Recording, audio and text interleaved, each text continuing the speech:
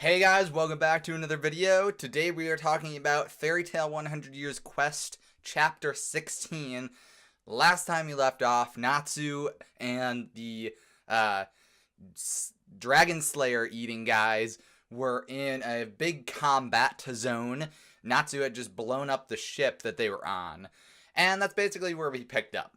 So Mad Moral was basically just like, Mad Moral? Whatever his name is. He was basically blown up into the air, and he comes crashing down, and he's all singed from Natsu's flames. Wendy's clothes are melting off because everything's bleh, everything's hot. But that's when Lucy and Gray show up, and Lucy gives Wendy some extra clothing from the spirit world. So yeah, now Lucy and Gray are back in the action, and it's everybody here, and things are not looking too great for the dragon-eating dragon slayers. Mad Moral gets up, but it still seems like everything is still on our team's side. Down below, Kiria and Urza are still fighting it out, but Urza's got her Flame Empress armor on, so she's doing pretty decent against having to deal with Natsu's flames and whatnot.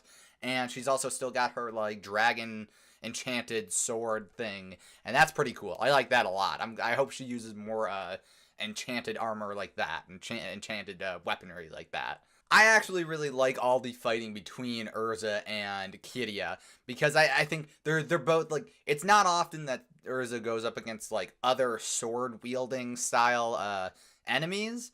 Maybe it is often, I don't know. But I really like the aerial combat, and, like, the way that they're just kind of, there's a lot of acrobatics in their fighting, and I think that's really cool. In any event, Urza sends Kiria flying up through the ship and into the air, and then follows up with her. The Scullion guy, which I wish his name was different, but the guy that's dressed in all bones catches Kiria, and they basically, this dragon-eating slayers regroup on top of, like, the upper part of the ship. Meanwhile, Urza joins Natsu and the gang on the lower part of the ship. This is where we kind of have, like, another reaffirming of not the goals of both the dragon-eating slayers and Natsu's team. Natsu's team originally went to go kill the god dragons, but now they're starting to rethink things now that they've met the water god dragon. So the dragon-eating slayers are basically like, well, we don't really, we're going to try to take you guys now because you're in our way.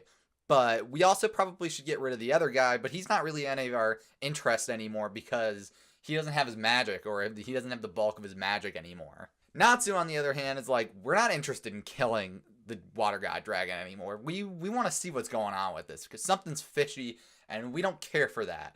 I think in the end, in some capacity, they will team up with the water god dragon and maybe even the other god dragons, the other pentadrakes or whatever, and I hopefully it's not an OP team that they end up putting together or some weird shenanigans. But I honestly think in some capacity they will end up having to team up either intellectually or physically or whatever with the other dragons. And maybe even meet some new dragon slayers. Maybe the water god dragon and the other pentadrakes have taught other people. And maybe there's some weird dragon slayer magic going on with people that they've never met before. That brings us to my next thing. So, we knew this from basically when we first met the dragon-eating dragon slayers. And they are actually a guild. They are called the Diablos Guild. And it's a little on the nose since they're bad guys, but whatever. But apparently their entire guild is made up of dragon slayers of some sort. Presumably they're all dragon slayers that have eaten a dragon or have had some kind of, I don't know. I mean, at the very least, these three have eaten dragons. So that's the thing. So I imagine that maybe that's the theme of their guild. I don't know whether it was confirmed whether Scullion was the guild master, whether he was just like an Urza style person where he was just really powerful and he's like got his own team and whatnot. But I'm interested to see what the other guild members of Diablos are like. Do they have a big guild, or is it just like, oh, there's another, like, I don't know. They never said how many exactly are in their guild, but hopefully it's a reasonable number, because if it's not, then I don't know. I don't know what reasonable would be, but hopefully it's not like, oh, well, there's like 20 of them, and somehow they all have each unique abilities, and there were 20 other dragons that just happened to be around at the time of when they were alive and whatever, because they don't have... I don't want them to use the time travel thing where it's like, oh, they all came from the past. I want them to be current people, living in the current age, have always been, whatnot. But I'm interested to see what their powers are. Hopefully they're unique and interesting. At the very least, like, regardless of what you think of the actual characters, Scullion, Kidia, and Madmoral, they each have very interesting abilities at the very least, and I think I'm interested to see them fleshed out as far as their dragon slaying abilities go. So anyways, Scullion's like, well, we don't really need to fight anymore. We're done with you. We're gonna move on. So he starts turning to ash along with Kidia and Madmoral, and they basically are just like, another time. We're not interested in you anymore. We got other stuff to do. We gotta go fight. We gotta go hunt down the White Mage, or the White Witch rather, and that's really where our goals are, because now Toka, the White Witch, has the Water God Dragon's magic in some capacity. Whether she can actually use it, or whether she just like bottle it up or something, we don't know.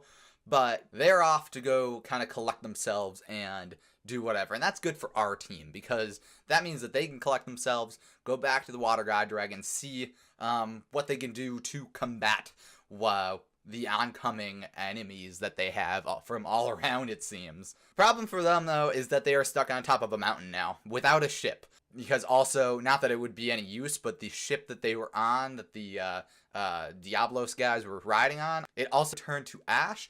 So they kind of think, oh, was he using Maker Magic as well? Like, was this a Ash Maker Magic? And Gray is just like, I don't know. It seems a little too different. It doesn't quite fit. Maker Magic is a bit more delicate and special than just some ship that's been poorly put together or whatever. So now our team is stuck on top of a mountain. I guess they're just gonna have to climb down.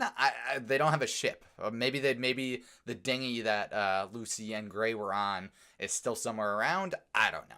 But they're planning on going back to the Water God Dragon's palace just to go check up on him anyways. We then jump back to the Water God Dragon's palace, and we have Elmina, I think is her name, and the Water God Dragon bedridden, and she's worried about him, but he's just waking up, and she's telling him, hey, you've gotta stay still. This is, you hurt, very hurt. You know, he doesn't have his magic anyways, so it's like, meh. And then all of a sudden the ceiling starts to crack and something happens, maybe like a rumble. He then grabs her by the neck and tells her to run. Obviously he sees that maybe there's more of a threat coming back, whether it be the Diablos crew or not. But he's very worried about her, but it's also kind of sending mixed messages, because he grabs her by the neck and looks very menacing and pushes her up against a wall. I don't know what's going to happen next, but I can't imagine he's going to hurt her. But yeah, he's telling her to run, and that's basically the end of the chapter, and it leaves us on that kind of a cliffhanger. Overall, I thought this chapter was alright. It was still more action. It kind of kept us moving forward anyways. It wasn't the most exciting chapter, I guess. It didn't drop any major bombshells, as far as I could tell.